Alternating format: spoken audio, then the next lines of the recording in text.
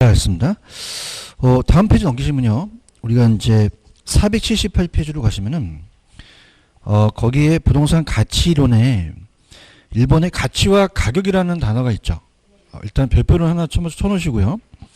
별표는 하나짜리고, 오른쪽에 박스로 먼저 갈게요. 박스로 가시면은, 가격과 가치가 비교표가 있죠. 그죠? 여기 이제 우리가 볼게요. 가치와 가격이 다릅니다. 그래서 감정평가라는 것은 아까 제가 가치를 판정해서 가격으로 표시하죠. 그죠? 그래서 가치가 높으면 가격도 높거든요. 비례관계입니다. 그럼 가격이라는 자체를 이제 과거의 값이라고 얘기하는데, 만약에 이게 상가 건물인데요. 이게 20억으로 거래된 게 아까 지금 현재 시간이 뭐 9시, 8시 50분이면 아까 오후에 한 3시에 거래가 됐어요. 그냥입니까? 과거에 거래가 됐습니까? 과거의 값은 가격이에요. 그 실거래가를 전문고를 맹기는 거는 중개사죠. 근데 감정평가사는 과거가 중요해요. 평가사는 장래가 중요해요. 장래에 따라서 가치가 달라지죠. 그래서 우리가 만약에 KTX가 지나가고 뭐 대규모 아파트 단지가 생기면 가치가 높아지겠죠. 가치라는 걸 매기는 사람은 평가사입니다. 그 평가사는 장래 이익을 현재 가치로 매겨요. 현재 값이 가치고요. 자, 이거는 이제 평가사가 전문가죠. 그러면 가치를 살펴서 가격으로 하나로 표시했으니까 하나다 보니 주어진 시점에서 가격은 하나인데 가치는 굉장히 많다는 거예요. 그럼 가치는 주체에 따라서 틀리겠죠. 그래서 굉장히 이거는 주관적이고 추상적인 데 비해서 가격은 객관적으로 구체적으로 매겨집니다. 자, 그러면 다시 갈게요. 여러분들은 중개사죠. 그러면 뭘 전문으로 가는 거죠? 가격이에요. 적정한 실거래가라는 실거래가로 보는 거고요. 평가사는 뭘 매깁니까? 가치. 그럼 장래이익을 현재 가치로 매겨버리는 거죠. 그렇죠, 그죠? 그래서 가치와 가격은 같다, 달라. 글씨도 다르잖아요, 그죠? 그러면서 우리가 부동산은 영속성 때문에 그냥요 오래 가요. 내구성이 강하죠. 빵이라는 거는 장래가 영향을 안 주잖아요. 파리바게트에서 5,000원짜리 빵을 샀더니 그 빵집 아줌마가 이 빵 3년 있다간 5,000원 더 올라요. 10,000원 주세요. 그러진 않잖아요. 또라이야, 씨. 그럼 장래라는 거 생각할 필요가 없죠. 토지는 오래 가기 때문에 그냥입니까? 장래가 중요합니까? 여기에 3년 있다가 신도시가 들어선대요. 가치가 올라가겠죠. 가치와 가격은 다를 수밖에 없다는 거죠. 그 부동산은 가치가 있다는 거는 장래라는 그 영속성 때문에 가치라는 게 또 매겨진다는 거죠. 그러면 단기는 가치와 가격이 괴리됩니다. 괴리된다는 거는 등지고 일치하지 않거든요.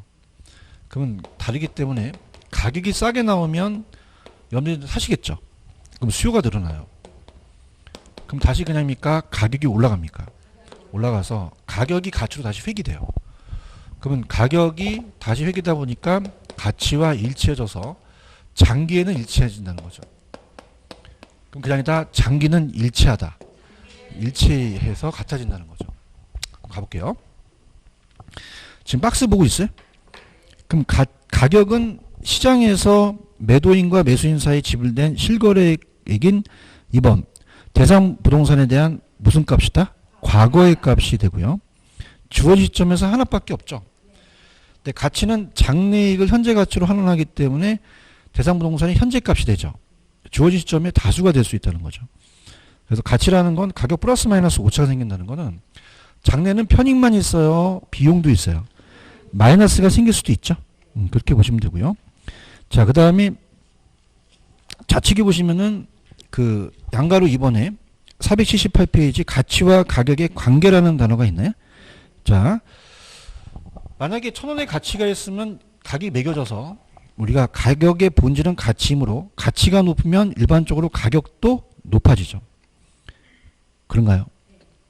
그럼 가격 가치가 화폐로 매겨질 값이므로 화폐 가치가 상승하면 부동산 가격은 낮아진다고 돼 있죠. 화폐 가치와 부동산 가격은 반대다. 왜? 자, 우리가 인플레가 발생되면 물가가 상승하죠. 그럼 화폐 가치는 떨어지잖아요. 그럼 부동산 수요가 늘어나니까 부동산 가격이 올라가요.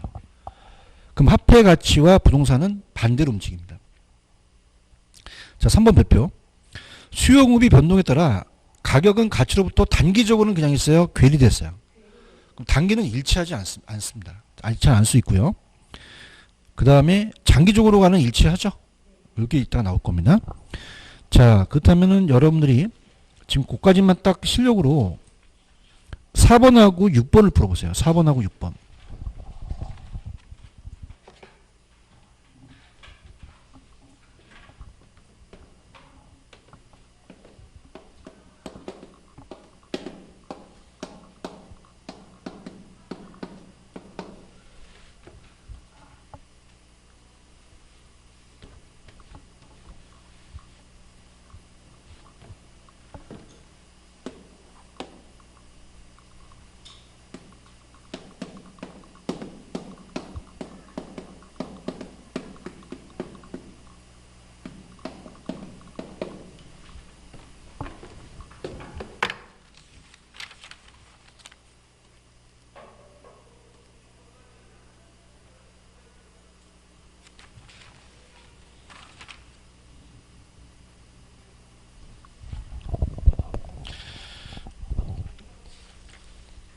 자, 4번.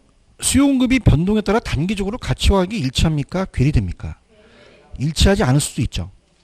그러나 장기적으로는 가격과 가치가 괴리된 게 아니라 일치한다 바뀌었죠. 그 다음 6번. 가격은 대상부동산에 대한 현재 값이에요? 과거의 값이에요? 과거의 값이고 가치가 장래에 대한 편익을 예상하는 현재 값이 되겠죠. 이게 바뀌었죠. 그죠? 이렇게 보시면 되고요.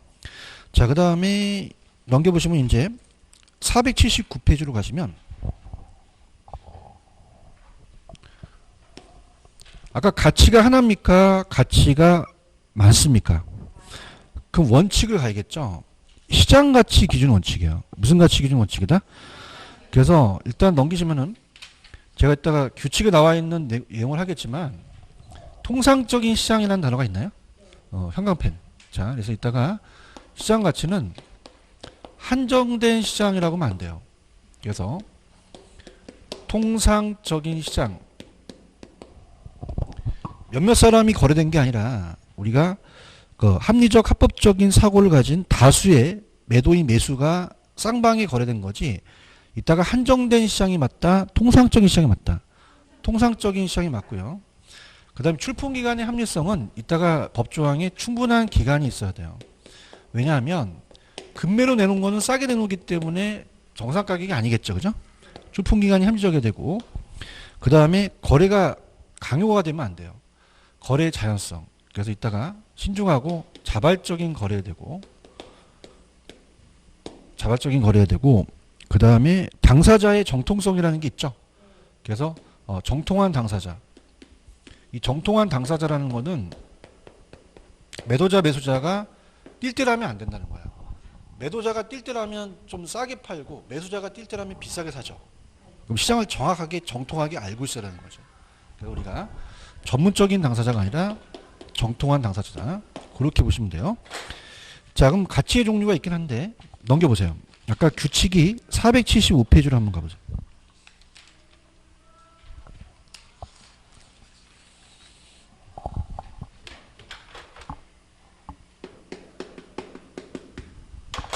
자, 밑에 양가로 3번 시장가치 기준 원칙이라는 게 있죠. 별표 3개. 아, 이것도 나옵니다. 이거 3개짜리예요.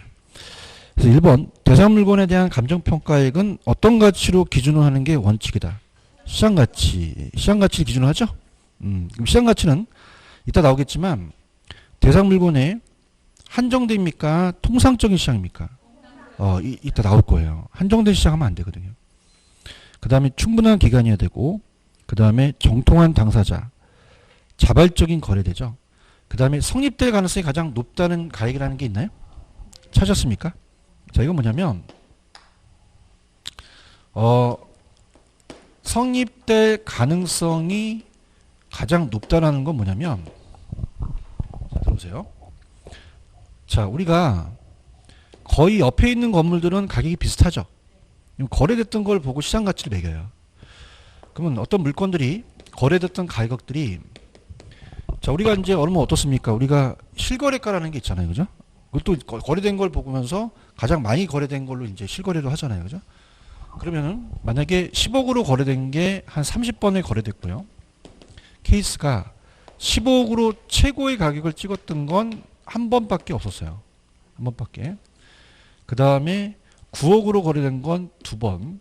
그 다음에 자 12억으로 거래된 거는 세 번이라면 가장 최고 가격이 아니라 가장 빈번한 겁니다. 그냥입니까? 많이 거래됐습니까?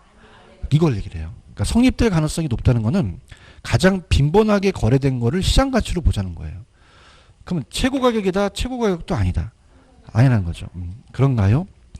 그 다음 밑에 가시면은 그냥 있어요. 2번 예외도 있어요.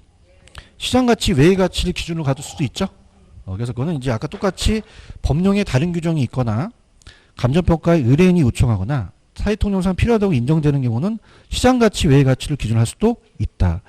그럼 시장 가치 외의 가치는 어떤 것들이 있냐면 넘겨보시면은 480페이지로 가보세요.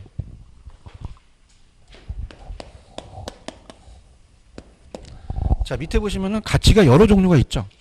찍어줄게. 교환가치, 사용가치가 나옵니다. 교환가치, 사용가치. 이 두 가지를 묶으세요. 자 사용가치는 자 따라해보세요. 사용될 때 따라해요.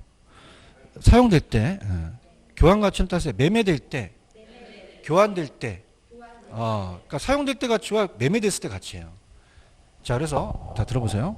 어떤 물건이 있으면은 사용가치와 교환가치를 봐요. 그래서 교환가치를 본다면 제가 한 15년 된 선풍기는 지금 팔기는 힘들죠. 그러면 교환가치는 낮아요. 근데 내가 사용가치가 커요.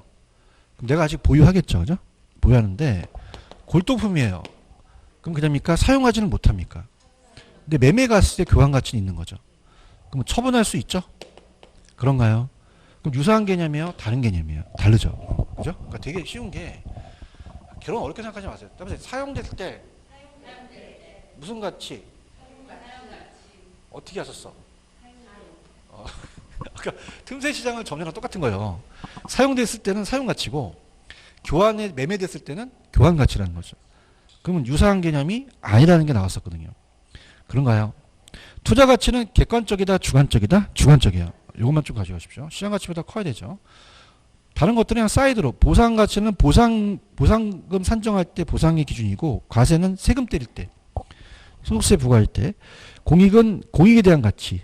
그래서 그 사적 목적의 경제적 이익이 아니라 보존이나 보존 같은 공공 목적의 비경제적 이용. 장부는 장부상. 이렇게 해서 이제 보시면 됩니다. 자, 그러면은 5번 문제가 왜 틀었는지 지적해 보세요. 5번 스타트.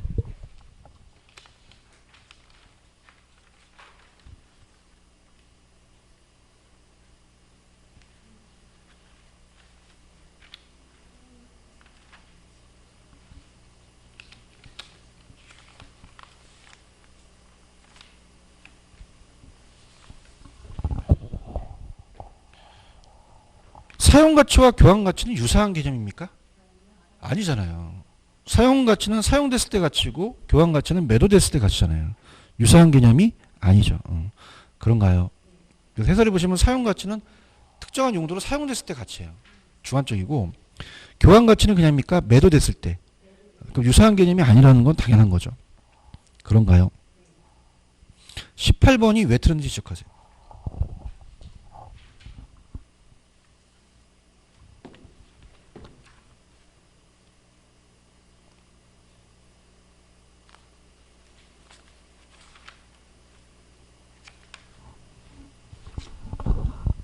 한정등이 맞습니까? 통상적이 맞습니까? 통상적인 시장, 한정된 시장이 아니죠.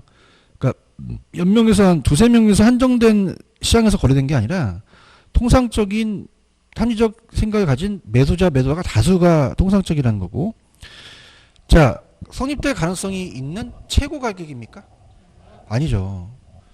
성립될 가능성이 높다. 가장 빈번하게 거래된 거죠. 그렇죠? 그럴싸하게 냈어요. 성립될 가능성이 있다는 건 아까 10억으로 성립이 됐잖아요. 근데 최고 가격을 얘기하는 것은 아니란 얘기죠. 평균 낸 것도 아니고 30번 거래된 건 가장 빈번하게 거래된 거를 시장 가치라고 얘기를 해요. 그런가요? 그래서 이게 원래는 시장 가치가 옛날에는 정상 가격이었는데 시장 가치로 바뀌었어요. 그래서 제가 이제 그 학회에 그 논문을 학회 논문 제출하면서 감정평가 그 교수들하고 토론을 하는데 이게 따라서 마켓 밸류 우리나라 용어야 외국 용어야? 어떻게 알았지? 영어니까. 응? 이게 미국 얘기야. 그러니까 미국 감정평가를 가져온 거야. 그래서 미국 감정평가는 가장 빈번하게 많이 거래된 거를 시장 가치로 봐요. 그런가요? 그러면 최고 가격이에요? 최고 가격이 아니에요. 평균 낸 것도 아니고 가장 빈번하게 거래된 거를 시장 가치로 보자는 거죠. 그런가요? 그럼 그런 게 성립될 가능성이라는 건 맞는데 최고 가격이 아니라 성립될 가능성이 가장 높다는 거. 가능성이 가장 높아서 많이 빈번하게 거래된 거를 시장 가치로 주거든요. 아시겠죠, 그죠? 그래서 이렇게 무슨 말씀인지 아시죠? 그래서 저는 참 그래요. 일단은 뭐 강의는 스킬이에요. 누가 또 잘하느냐 안 하는데 저는 그 현장에 있었거든요. 이 시장 가치를 토론할 때, 그죠? 그래서 막 욱해요. 내가 직접 강의를 하다니 분위기 별로 안 좋아요. 그죠? 이런 걸 싫어해요. 보통 공인중개사는 야씨 내가 그런 거 뭐가 뭐 네가 학회 내가 EBS 별 게시판이 나오는데 나 뭐라는지 안 하면 너 박사 딴 거나 나랑 무슨 상관이야 그런 게 나오더라고요. 그래서 별 악플이 많이 나와요. 그죠? 그래서 아니 저도 마찬가지 내가 뭐그 박사 딴 걸 뭐 잘한 건 아니잖아요. 그죠? 근데 뭐 잘났다 너 그리고 막 게시판에 올리는데 그게 아니라 욱하잖아. 무슨지 아시겠어요? 야매만 하는데 내 그 현장에 있었잖아. 있어갖고 시장 가치는 가장 빈번하게 거래된 걸 토론했잖아.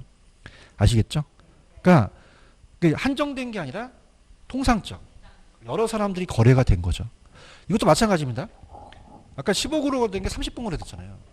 그러면 그 몇몇 사람이 한정된 시장일까요? 아니죠.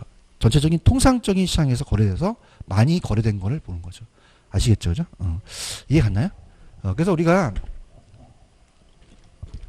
뭐 여러분들 관심은 없겠지만 이 감정평가가 일본 감정과 미국 감정이 있어요.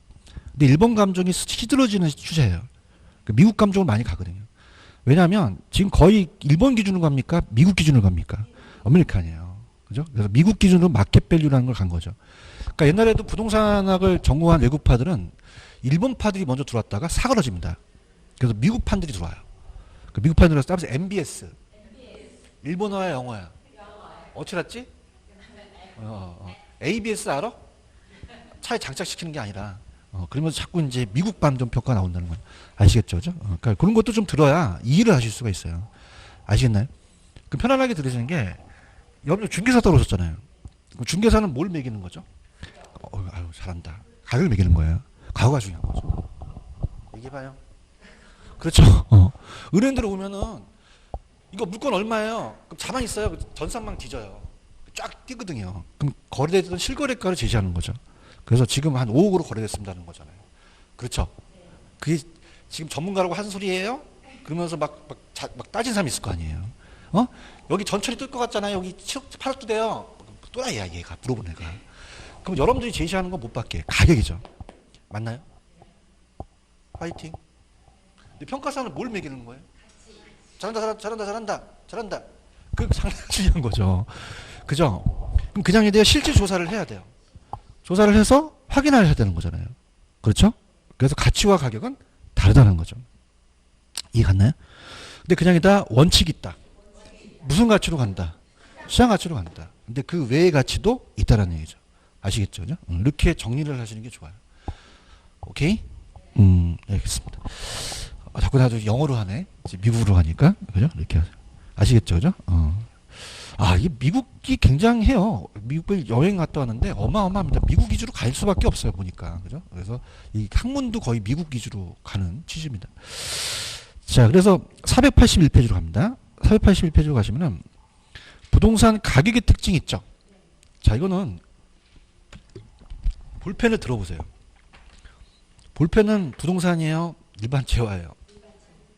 그럼 볼펜하고 가격이 똑같아요? 달라? 부동산 가격이 틀리다는 거죠.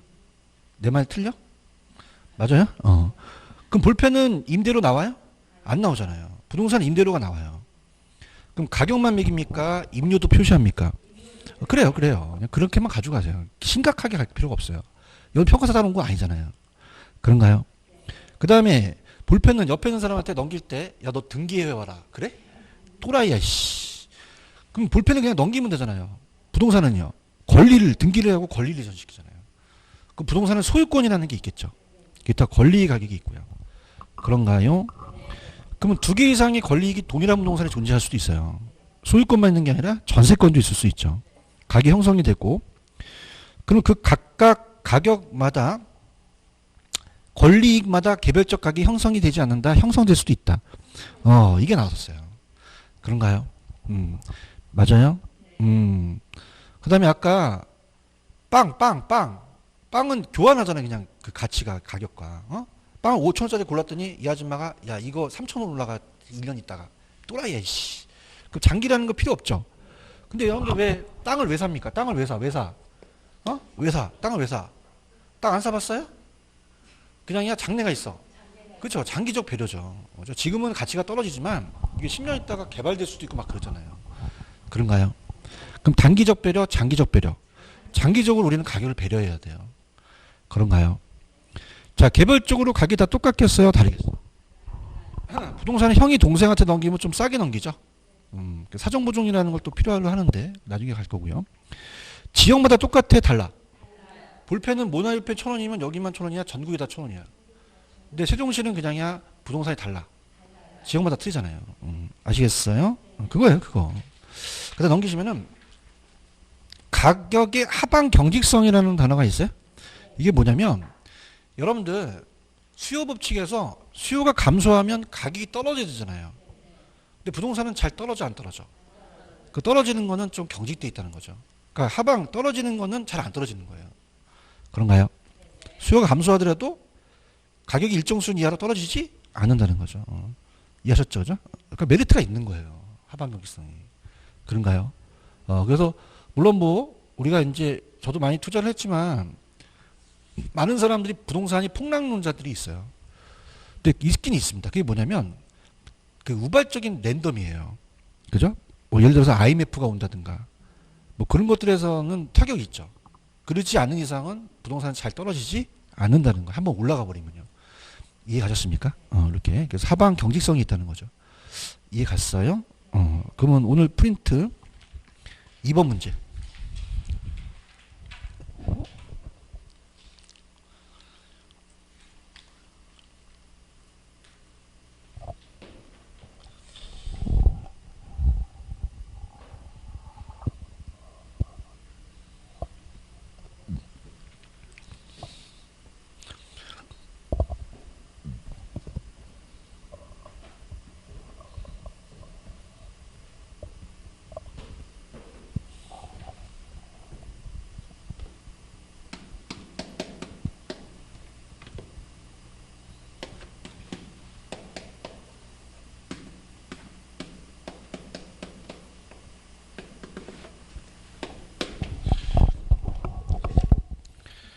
자, 부동산 가격은 부동산에 관한 소유권 기타 권리가 두 개 이상의 권리익이 동일한 부동산에 존재하는 건 맞아요. 각각의 권리익마다 개별적 가격이 형성되지 않는다. 될 수 있다. 될 수도 있죠. 틀렸죠, 그죠? 그 다음에 482페이지 갑니다. 가시면은 부동산 가치 발생 요인과 가치 형성 요인이라는 게 있죠. 별표를 하나만 쳐놓으시기 바랍니다. 먼저 오른쪽에 있는 가치 형성 요인부터 볼게요. 가치가 형성되는 것이 어떻게 형성이 되느냐. 가치를 발생시키는 것 전에 이 부동산을 구입하기 전에 얼마만큼 지불해야 되는지 그 형성되는 요인을 보는 거죠. 그래서 우리가 일찍해요. 일반적 요인, 지역적 요인, 그 다음에 개별적 요인을 봐서 따라서 일찍에 세 가지를 봅니다. 그러면 한번 들어보세요. 그냥 편안하게. 일반적인 요인은 전 국토 공간에 영향을 줍니다. 전국에 영향을 주는 것이에요. 그래서 우리가 뭐 인구가 바뀐다든가 사회적, 인간 관련된 거고요. 아니면 뭐 수익과 관련되는 경제적 요인이 있을 수도 있고 정부의 행정적 요인이 될 수도 있어요. 행정적 요인. 자, 그럼 일반적 요인이라는 것은 자, 예를 들어서 전국 통관이라면 자, 여기에 물건이 하나 있습니다. 여러분들이 그 A 지역을 찍었죠. 그럼 A 지역에 그 대상 부동산을 샀어요. 개별이라는 건 그 대상 부동산에 영향을 주죠. 그러면 자, 사회적은 인간 관련된 거고요. 경제적은 수익과 관련되는 건데 교통체계라는 게 잘 나오거든요. 들어보세요. 교통체계. 뭐 교통체계의 상태라는 것은 만약에 우리 집 앞에 전철역이 뚫렸다. 그럼 뚫리자마자 사회적, 인구가 바뀌어요. 정책이 바뀌어요. 상권이 바뀌어요. 경제적이거든요. 그죠? 그런가요? 요새 교통체계가 굉장히 중요하잖아요. 제가 이제 투자한 데가 신분당선 쪽으로 투자해갖고 많이 돈을 벌었거든요. 자, 그럼 우리가 하나 예를 든다면 여러분들 SRT역이라고 아시죠? 동탄 아십니까? 동탄은 제가 분석을 해봤는데 SRT역이 들어오고 나서 동탄의 가격이 올라가 버려요. 그죠? 그럼 그냥입니까? 이 SRT에 대한 교통체계는 일반적 요인입니까? 일반적이에요. 그런가요? 그죠? 그럼 동탄역이 지나간다는 건 그냥이요 지역적 요인이에요. 근데 동탄역하고의 거리에 따라서 가격이 똑같을까 다를까? 달라요. 동탄역 근처에 있는 거와 떨어진 게 굉장히 억 단위가 차이 나요. 그럼 얘가 만약에 동탄역 근처 옆에 있어요. 그냥입니까? 영향을 줍니까? 개별적 영향을 줄 수 있다는 거죠. 얘기해봐요. 그 다음에 투기가열지구로 묶을 수 있죠. 그럼 전국을 묶으잖아요. 근데 그냥입니까? 내 지역이 묶입니까? 그럼 대상부동산에 영향을 줄 수도 있다는 얘기죠. 맞습니까? 자, 그래서 들어보시면은 자, 그럼 교통체계가 바뀌어서 일반적 가치 형성이 바뀌면은 가치 발생 요인에 영향을 줍니다. 부동산 가치 발생 요인은 뭐냐면 가치를 발생시키는 원인이에요. 우리 시장 완전해요? 불완전해요? 불완전 시장이죠. 그럼 수요 공급이 만나서 가격이 못 이루어지죠. 그래서 우리가 평가사가 공급과 수요가 만나서 가격이 이루어지면 감정평가 필요 없죠. 그러면 요 부동산 가치 발생 요인의 가장 대표적인 게 부동산의 유용성인데 유용성이나 효용성 때문에 그래요. 자, 이걸 이제 우리가 프로를 가르쳐 드릴게요. 자, 그러면은 이 형성 요인에 의해서 발생 요인에 영향을 줍니다. 자, 그럼 여기에 전철역이 제 물건에 뚫리게 되면은 그다음입니까? 편리성이 증가합니까? 이게 유용성이 편리성이에요. 그러면 주거형의 편리성이 유용성이 높아지면 그다음입니까? 주택 수요가 늘어납니까? 가치가 올라가죠. 가치를 발생시키는 원인이 될 수 있다는 거죠. 그런가요? 그러면 무슨 요인에 영향을 줘요? 형성 요인이 발생 요인을 해준다는 거죠. 이해하셨습니까? 자, 그럼 여기는 서로 유기적으로 영향을 줄 수 있다는 게 만약에 연관성이라는 것은 뭐냐면 연관성과 관련성은 서로 관련이 됐다는 거고요. 항상 고정적이에요? 변해요? 유동적으로 변하죠. 자, 그럼 교통체계 상태에 의해서 경제적이 나타나면 그 지역이 그냥입니까? 인구가 늘어납니까? 그러면 땅값이 올라가죠. 정부가 규제를 하겠죠. 연결이 될 수 있다는 거예요. 그 다음에 지역적과 개별적이죠. 들어갑니다. 오른쪽 483페이지 가시면 가치 형성 요인이라는 단어가 있나요?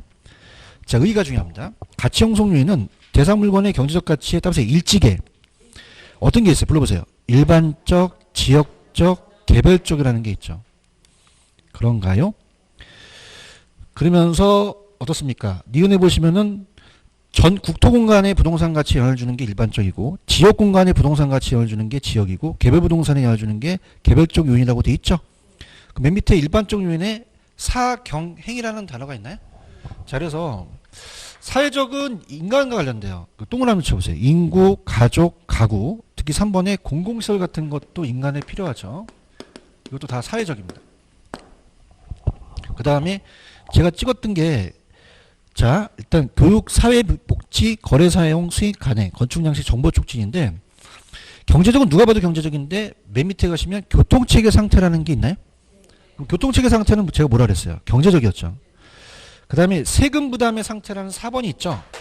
자, 이게 뭐냐면 세금 부담의 상태는 정책 파트에서 조세 전가라는 거 아시죠? 그럼 조세를 전가시켰다는 건 정부가 한 거예요? 이 개인들이 한 거예요? 임대인이 임차인에 한 거잖아요. 그럼 이건 경제환경 안에서 들어가니까 이건 경제적이라는 거죠. 자, 그래서 세금 부담은 경제적이고 기술 혁신 산업 구조가 바뀐 거는 그건 경제적이죠? 그런가요? 그럼 행정적의 토지 제도에다 동그라미 2번에 계획, 규제 3번에 규제 4번에 정책 5번에 세제라는 단어가 있어요. 세제는 따라서 조세 제도. 아까 세부담은 경제적인데 얘는 조세 제도는 행정적이거든요. 그 다음에 통제 이런 게 있으면 다 행정적 찍으시면 돼요. 그런가요? 그 다음에 전 페이지 가시면은 가치 발생 요인이라는 단어가 있죠.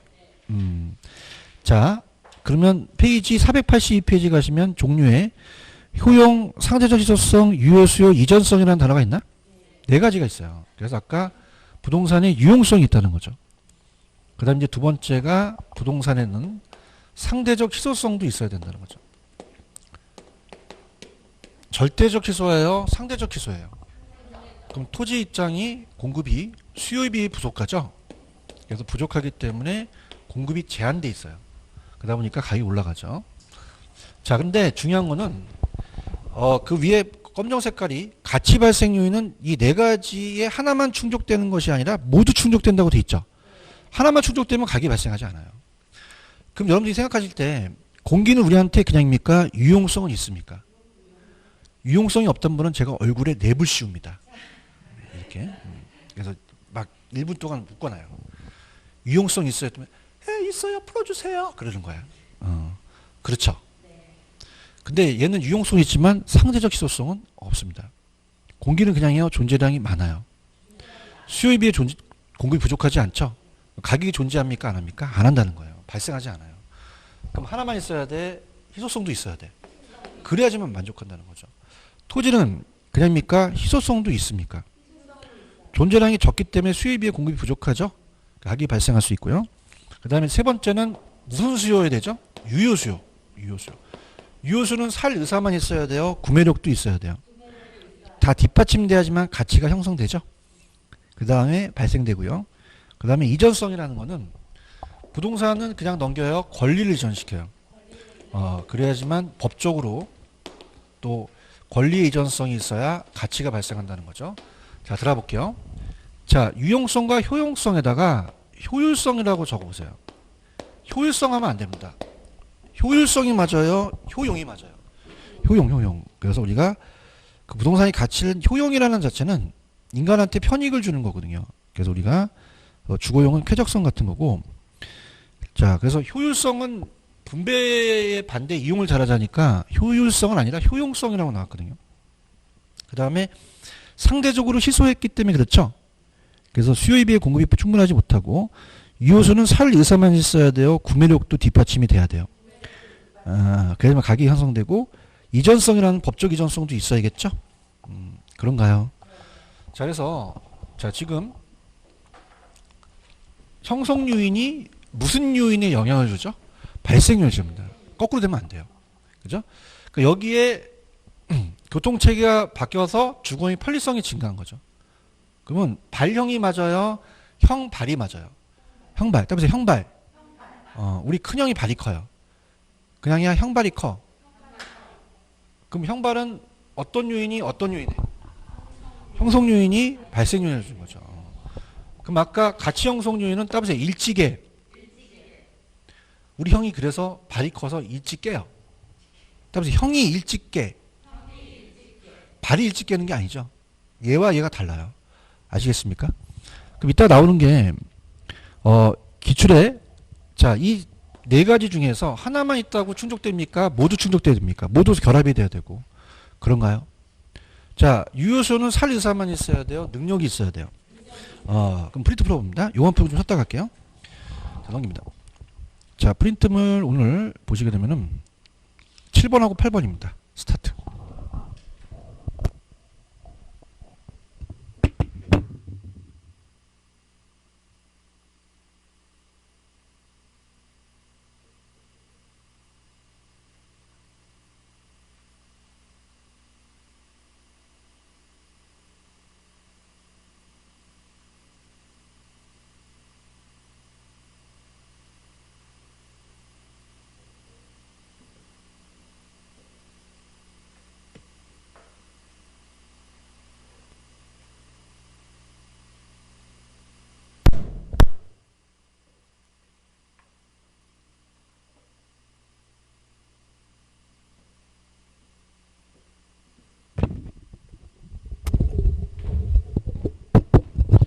7번 가치 발생 요인은 효용, 유효, 상대적 하나만 있어야 됩니까? 모두 충족돼야 됩니까? 아까 공기처럼 유용성만 있으면 안 돼요. 네 가지가 다 상호 결합이 작용이 돼야 되고요. 그 다음에 8번. 자, 유효수요는 구매력을 필요하는 것이 아니라 필요하죠. 구매력을 갖춰야지만 우리가 가치가 발생한다는 얘기죠. 아시겠죠? 그 두 가지만 좀 푸시면 됩니다. 이해하셨죠? 좀만 쉬었다가 갈게요. 혹시 마이크 쓰는 분 계시나요?